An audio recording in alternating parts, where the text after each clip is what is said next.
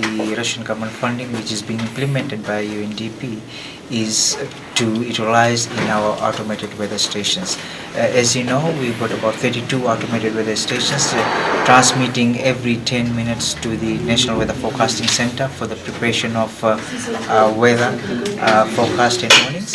And we've seen over time that the number of weather stations were deteriorating in terms of sending out information to the National Weather Forecasting Center, which has been rectified. It's now 99% operational, and with this equipment and the space that has been given, it will enable us, as soon as one of those goes down or one of the sensors is going out, we'll be able to readily replace them and keep them online at least at 99%.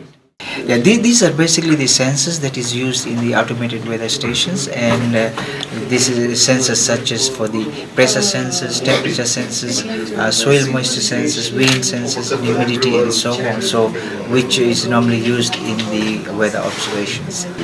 Certainly, most of our automated stations are based in the maritime zones, and getting into those areas is quite difficult.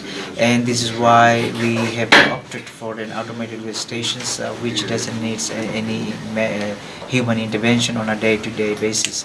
So only what it needs is to the calibration and maintenance every 6 months, and which is much more affordable. Well, these are the lifeline in terms of data, and without data the weather services cannot provide services.